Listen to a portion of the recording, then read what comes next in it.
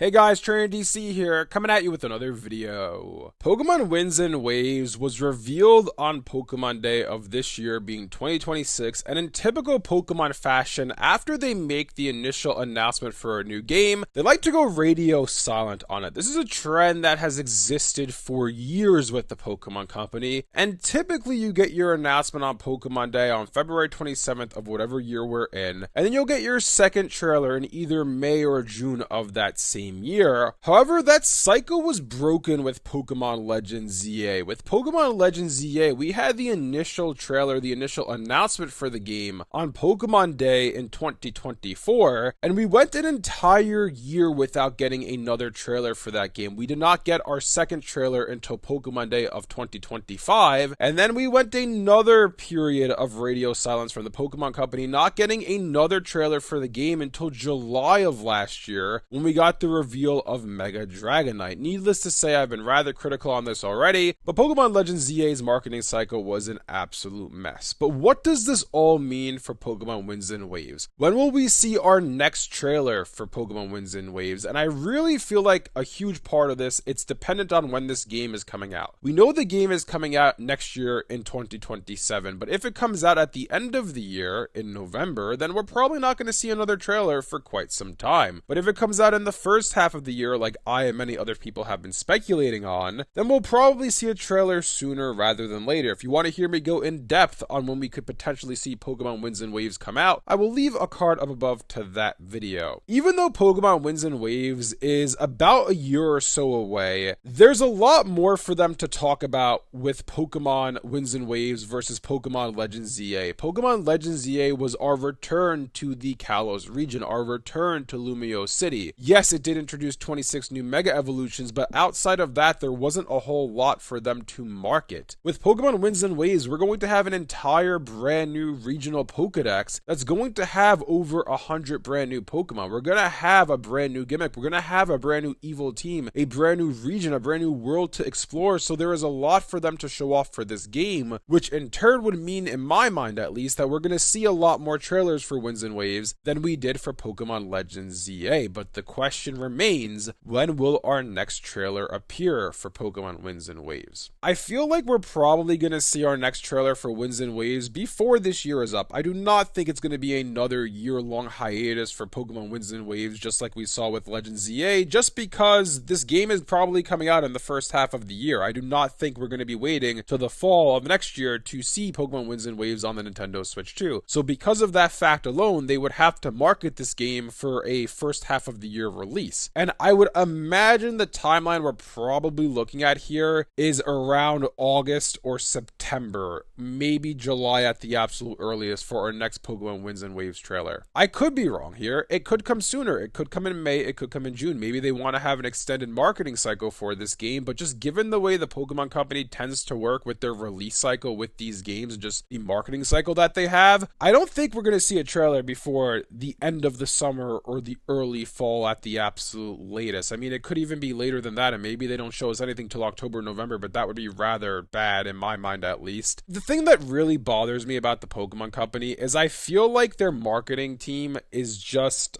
horrendous, for lack of a better term. Like, I typically don't like to criticize people on the jobs that they do because, look, it's not easy, right? You're dealing with a massive franchise in Pokemon. No matter what you do, you're going to have people being critical of you. When it came to Pokemon Sun and Moon, people were critical of the fact that they revealed too much before the game came out. With other Pokemon games, such as the more recent generations, people have been critical that they haven't revealed enough before the games have come out. I personally liked the Sun and Moon release marketing cycle. I understand that people were upset that every Pokemon got revealed to us. I don't think we need to see every Pokemon before the game comes out, but I would like more of a marketing cycle akin to what we got in X and Y, where they had different teasers and things that were building up to something bigger. Every single month we were looking forward to what the news for X and Y was going to be for that given month. I feel like that's a good way to keep your game in the news cycle. The thing is, though, they took the criticism for Sun and Moon to heart, because since Sun and Moon, we've really had some pretty terrible marketing cycles. Like, Pokemon Sword and Shield was okay. It wasn't horrible, but I don't think it was all that great either. But really, when I feel like the marketing department took a downturn for the worst was with Pokemon Legends Arceus. Pokemon Legends Arceus had no marketing cycle. It literally was the leak community that was keeping that game alive alive in the news cycle. Without Riddler Coup, there would have been really nothing to talk about with Legends Arceus outside of the one-and-off trailers we got here and there. Like, yes, they did have that trailer revealing Hisuian Zora and Zoroark to us. That was a cool trailer, but those were few and far between for Legends Arceus. And I feel like going into Scarlet and Violet, that became even worse because the leak community, again, were the ones to keep the marketing cycle for Scarlet and Violet alive, and the same thing can be said for Pokemon Legends ZA. And I just really feel like Pokemon needs to market their games better. And you might say to me, Trainer DC, why do they need to market their games better if they sell so well? And my friend has made this argument to me time and time again. And I would argue, well, yes, Pokemon is a financial juggernaut. Yes, a lot of people buy Pokemon. Yes, it is absolutely massive. But if you tried a little bit harder with your marketing, would you sell 5 million more copies? Would you maybe sell 8 million more copies? Could you even sell 10 million more copies? I think the latter might be too extreme, but I think they would sell at least 2 to 3, if not 4 million more copies if they marketed their game more, because what that then in turn does is it gets people like me, people on YouTube, people within the community on Reddit, on Twitter, to talk about your game more, which in turn, people talking about your game more makes the game market itself more. It will get the attention of people who maybe aren't paying attention to Pokemon otherwise, but they see people talking about this new Pokemon game, Winds and Waves, and it makes them decide that they want to take a look at it. They want to see what this new generation of Pokemon is all about. But unfortunately, Pokemon hasn't been doing that as of late. So I really hope with Pokemon Winds and Waves, we do see a trailer in May. We do see a trailer in June, August, September, October, November, December, so on, every single month leading up to the release of that game. And I hope these trailers aren't just, oh, here's 1 or 2 new Pokemon and a new character and that's it. I hope these are more substantial in what they're revealing to us. I hope there's stuff for us to speculate on and talk about, because really that's what made the hype season for Pokemon X and Y, that marketing cycle, so special. It's not only that we had those trailers every single month revealing new information to us, but it was the fact that in each of these trailers that they revealed every single month to us, there was stuff for us to talk about. There was stuff for us to speculate on, and that just made the hype season for X and Y all the more special. You saw a new evolution that we don't know the typing of it. It looks like a normal type evolution, or maybe it's a new typing. Well, it turns out it's teasing the fairy type. Fairy type is a brand new type that's being introduced in Pokemon X and Y, the 18th type. That was so fun to speculate about and talk about at the time. It was, what is this new Eevee that they're teasing? It's a mystery. The same thing can be said for Mega Mewtwo Y. They showed a new form of Mewtwo and said this Pokemon is somehow connected to Mewtwo. What could its connection be? And the entire community was losing their minds because we all thought it was Mew 3. Obviously, it turned out to be the first ever teaser at a brand new mechanic in Mega Evolution, this temporary form change that can happen once per battle, and that was just all fun. It's fun to speculate. It's fun to give these little teasers and whatnot for the community to come up with theories on, and I feel like that just really doesn't happen anymore with modern Pokemon. Yes, they'll put those trailers out there teasing something, and then they'll answer that in a day or two later, like we got with Mega Victory Bell, like we got with the Hisuian Zora and Zoroark, but that's not the same as having this grander mystery that takes the community days, if not months, to figure out, and sometimes we don't even figure it out. Like, no one thought Mega Mewtwo Y was Mega Mewtwo Y. Everyone thought it was Mew 3. No one knew that there was going to be a brand new mechanic coming in the form of Mega Evolution, and I feel like they still try to do this, but they're just not as good as they used to be with this. Like, the teaser we got in the Winds and Waves trailer at the end of it was for the legendary Pokemon, with the screen goes to black and we hear the waves and the thunder and the storms. Like, that's clearly teasing the legendaries. There's nothing really for us to go off of there. There's nothing really for us to talk about other than, oh, these legendaries are going to be based on winds and waves and storms. Like, cool, I guess. I mean, what am I going to talk about there? Pokemon's marketing team needs to come up with fun ways, unique ways to propel this franchise forward, because otherwise things become stagnant and we have these periods of time like we're in right now where there's really not all that much to talk about until the next leak happens, and the Pokemon company shouldn't be relying on leaks to market their game. Anyways, let me know down in the comment section below what you guys think about all of this. When do you guys think we're going to get the next trailer for Pokemon Winds and Waves? Do you think it's going to happen in May or June, or do you not think we're going to see anything until the fall of this year, or maybe even next year? And also as well, let me know what you think about Pokemon's marketing cycle. Do you agree with me that really the marketing team over the past few years has been doing a pretty terrible job at hyping up these games and marketing them to new people, because the Pokemon fans are going to show up no matter what for these games? You got to get those more casual fans, the casual audiences, to buy into Pokemon Winds and Waves, because that's how you'll go from 20 million sales to 30 million sales overnight. If you guys enjoyed this video, be sure to leave a like and subscribe to see more content like this from Trainer DC. Thanks for watching, and I'll see you guys next time.